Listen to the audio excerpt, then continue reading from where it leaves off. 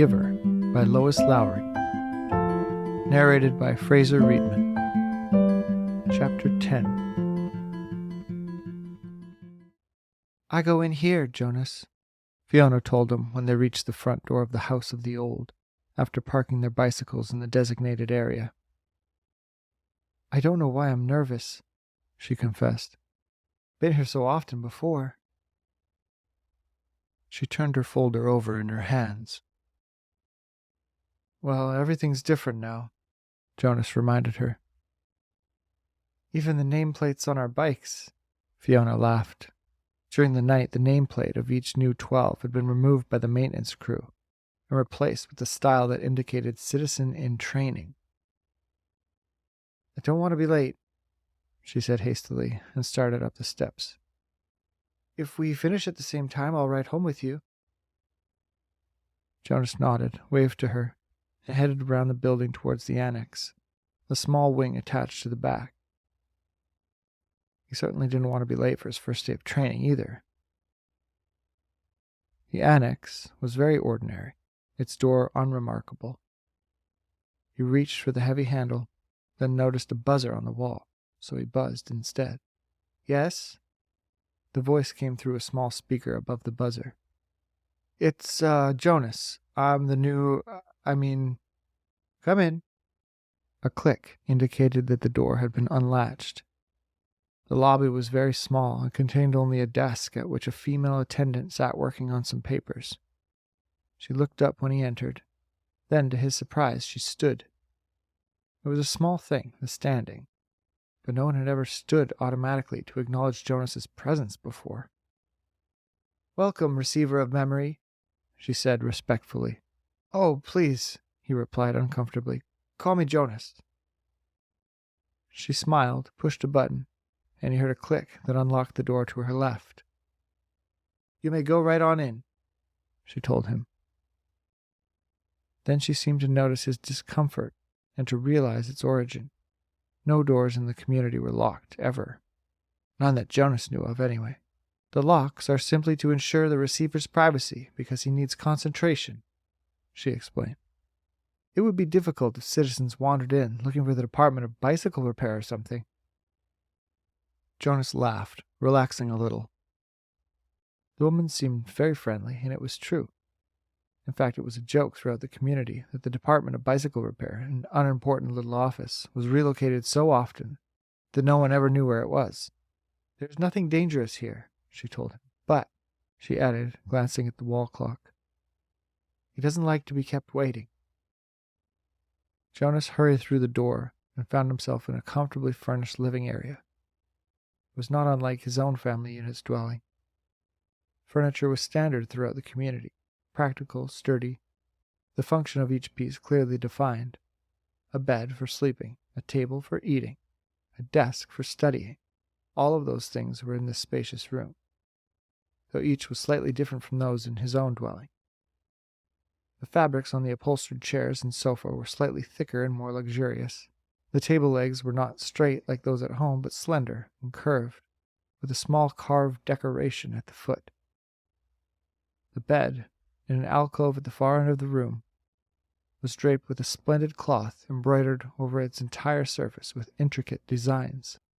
The most conspicuous difference was the books. In his own dwelling there were the necessary reference volumes that each household contained, a dictionary, and the thick community volume which contains descriptions of every office, factory, building, and committee, and the book of rules, of course. The books in his own dwelling were the only books that Jonas had ever seen. He had never known that other books existed. But this room's walls were completely covered by bookcases filled, which reached to the ceiling.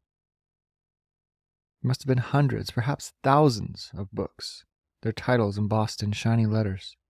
Jonas stared at them. He couldn't imagine what the thousands of pages contained. Could there be rules beyond the rules that govern the community? Could there be more descriptions of offices and factories and committees? He had only a second to look around because he was aware that the man sitting in a chair beside the table was watching him. Hastily, he moved forward, stood before the man, bowed slightly, and said, "I'm Jonas." "I know," Welcome, receiver of memory. Jonas recognized the man. He was the elder who had seemed separate from the others at the ceremony, though he was dressed in the same special clothing that only elders wore. Jonas looked self-consciously into the pale eyes that mirrored his own. "Sir, I apologize for my lack of understanding." He waited, but the man did not give the standard accepting of apology response. After a moment, Jonas went on.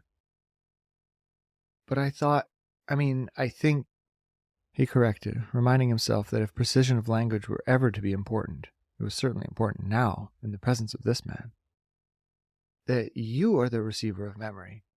I was only selected yesterday. I'm not anything at all. Not yet."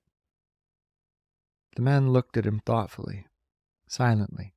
It was a look that combined interest, curiosity, concern, and perhaps a little sympathy as well. Finally, he spoke. "Beginning today, this moment, at least to me, you are the receiver. I have been the receiver for a long time. A very, very long time. You can see that, can't you?" Jonas nodded. The man was wrinkled, and his eyes, though piercing in their unusual lightness, seemed tired. The flesh around them was darkened into shadowed circles. "I can see that you are very old," Jonas responded with respect. The old were always given the highest respect. The man smiled. He touched the sagging flesh on his own face with amusement. "I am not, actually, as old as I look," he told Jonas. "This job has aged me. I know I look as if I should be scheduled for release very soon, but actually I have a good deal of time left. I was pleased, though, when you were selected. It took them a long time. The failure of the previous selection was 10 years ago, and my energy is starting to diminish. I need what strength I have remaining for your training. We have hard and painful work to do, you and I. Please sit down," he said, and gestured toward the nearby chair. Jonas lowered himself onto the soft cushioned seat. The man closed his eyes and continued speaking. "When I became a 12, I was selected, as you were. I was frightened, as I'm sure you are."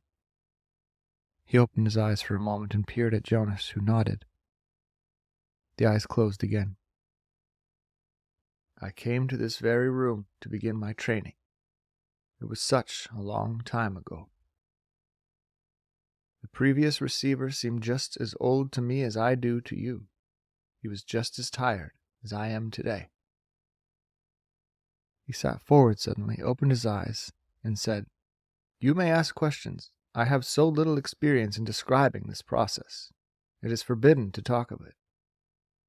"I know, sir. I have read the instructions," Jonas said. "So I may neglect to make things as clear as I should," the man chuckled. "My job is important and has enormous honor, but that does not mean I am perfect. And when I tried before to train a successor, I failed. Please ask any questions that will help you." In his mind, Jonas had questions, 1,000, 1,000,000 questions, as many questions as there were books lining the walls. But he did not ask one, not yet. The man sighed, seeming to put his thoughts in order. Then he spoke again. "Simply stated," he said, "although it's not really simple at all, my job is to transmit to you all the memories I have within me.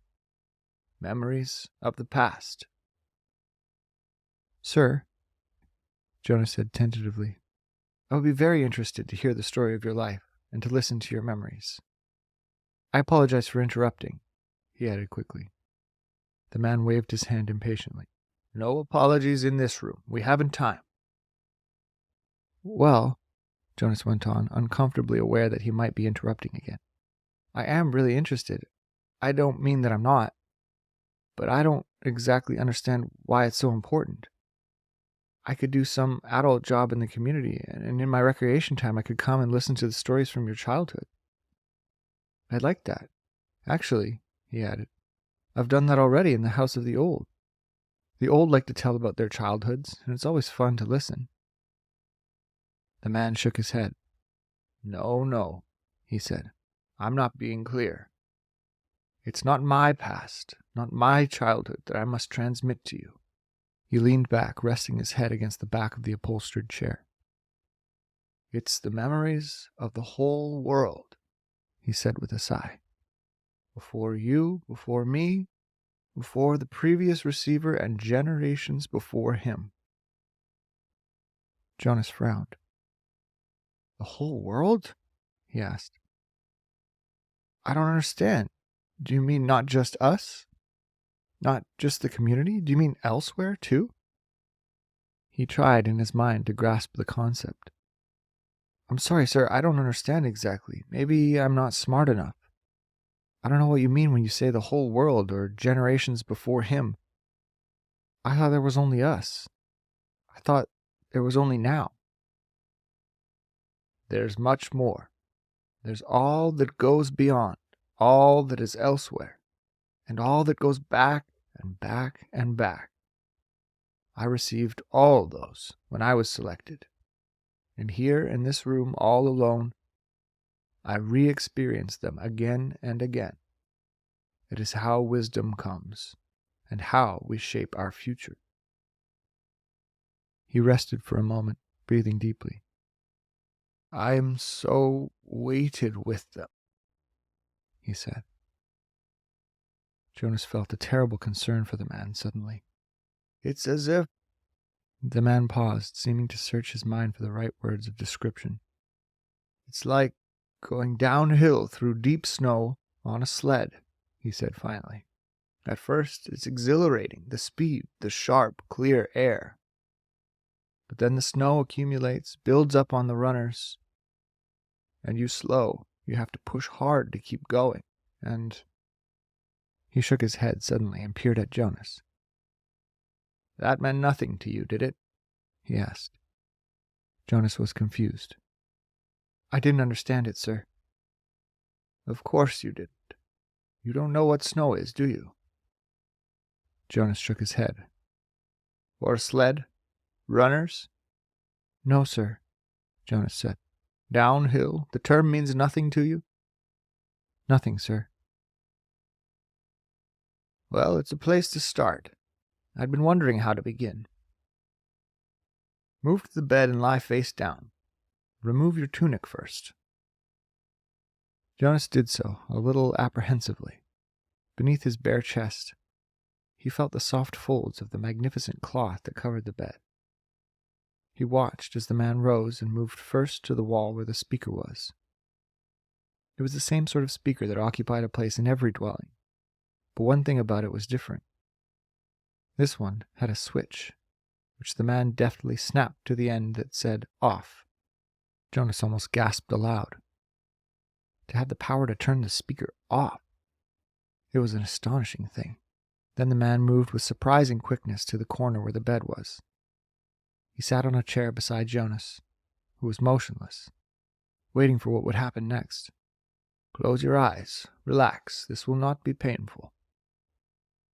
Jonas remembered that he was allowed, that he had even been encouraged to ask questions. "What are you going to do, sir?" he asked, hoping that his voice didn't betray his nervousness. "I am going to transmit the memory of snow," the old man said, and placed his hands on Jonas's bare back.